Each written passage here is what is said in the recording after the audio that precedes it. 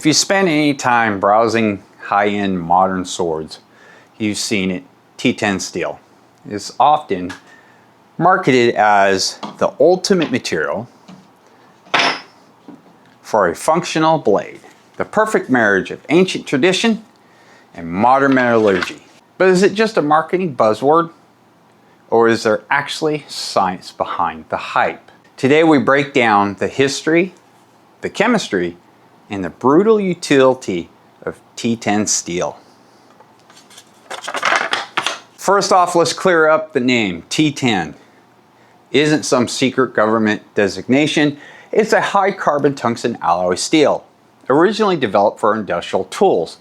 In the world of metallurgy, it belongs to the T series of tool steels. The breakdown of it, pretty much the carbon content is around 1.0%. This is higher. For context, a standard railroad spike has about 0.3%, and a high carbon 1060 blade has 0.6%. The T factor, the T stands for tungsten.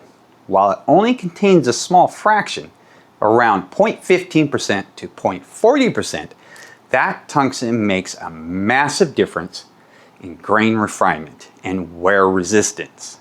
Historically, T10 wasn't meant for combat. It was designed for industrial punishment. We're talking about drill bits, taps, dies, and machine cutters. Tools that have to stay sharp while friction creates intense heat. Sword makers eventually realized that the same properties that make a great industrial drill also make a terrifying effective blade. Because of its high carbon content, T10 can reach a Rockwell hardness of 60 or higher, meaning it can take an edge even to shave with, and it will keep it. Here's where T10 really shines.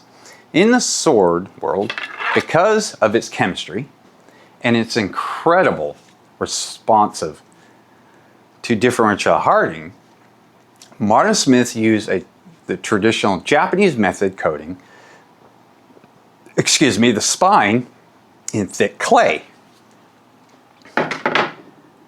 while the edge exposed before quenching. Because T10 has such a high hardenability, the contrast between the hard edge and the flexible spine is dramatic. Why does this matter? The hamon. T10 produces some of the most beautiful prominent hamon temper lines of modern steel.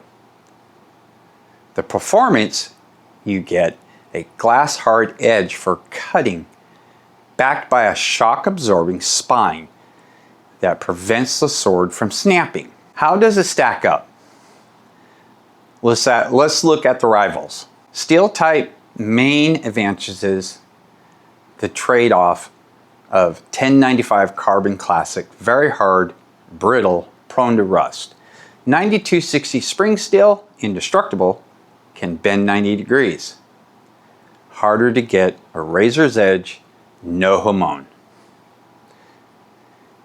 T10 steel's superior edge retention and aesthetics requires expert heat treat to avoid cracking. T10 is essentially 1095 on steroids. The added tungsten makes it tougher and more resistant to abrasions than standard high carbon steels. It's a choice for the practitioner who wants a showpiece that can actually perform heavy tamashigiri. Is T10 the best? If you want a sword that holds a terrifying edge, looks beautiful with a natural hamon, and survives heavy use, it's hard to beat. Just remember, it's still high carbon steel. It will rust if you don't oil it. And because it's so hard, it's a bit more of a chore to sharpen than softer steels. But when that blade glides through a tatami mat like it isn't even there, you'll know exactly why they chose T10. So I'm going to interject here because I forgot some stuff in the beginning. Obviously, yes, this is what T10 was meant for.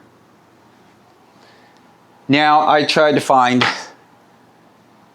the exact time when T10 was invented. I can't find it anywhere. It was done in the era of the industrial time, between from the 60s, 70s to the early 90s.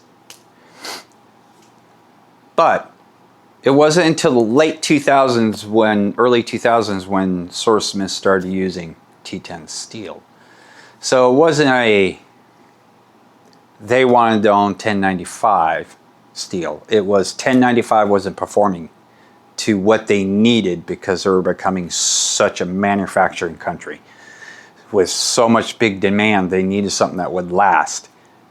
The benefit, again, for T10 steel is it can withstand immense amount of heat because of the tungsten put in it. Another thing I discovered in my research is they are still experimenting with this steel. They're trying different ways of heat treating it. They're experimenting on putting different types of material in it. Like one I read, they're trying cobalt, certain percentages of cobalt inside it with the tungsten. What that's going to do, I do not know. But they see a lot of advantages in T10 steel, because I guess you can do a lot with it and add some of the stuff to it and it will not affect it. It does take skill to heat treat, though, T10 steel, more so than 1095. Okay? Because you can make it brittle really, really quickly if you're not knowing what you're doing. But it will take an abuse like you will not believe. T10 for me ranks up there with 1095 as some of the best steels for swords that you can get.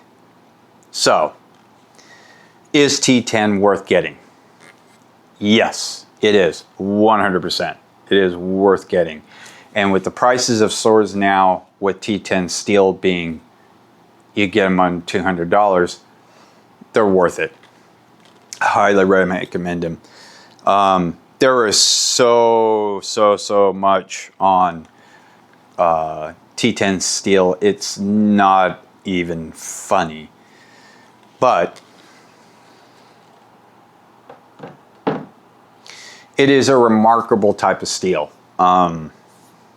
It really is. So hopefully you guys enjoyed this one.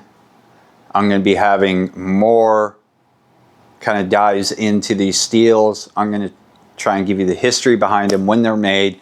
Unfortunately, like I said, with T10, it does not give me a date really when it was invented. One more thing I can add, the reason why they also switched to T10 steel, even though when it first came out it was kind of expensive, the prices dropped pretty rapidly on them because T10 steel is actually cheaper to buy than 1095. Because you gotta remember, they have to have 1095 sometimes shipped in from out of country. They make T10 steel right there. So you also can buy T10 steel here in the States cheaper than 1095. It's just cheaper to make T10 than it is 1095. So hopefully my next video will be on 1095. I'm not sure. I might do on manganese steel. That one's kind of interesting in itself. We'll be creating a playlist for these too. So if you don't catch them, you can always go in the playlist and go back and see them. Because right now, so far, I've done one on 1045, 1060, and now T10. So hopefully I'll keep this going, and this will clear up anything for anybody who's on the fence if they want to get a sword made out of that steel or not, depending on how durable it is, how easy it is to sharpen. T10 is not the easiest to sharpen because of the tungsten. It takes a little bit longer.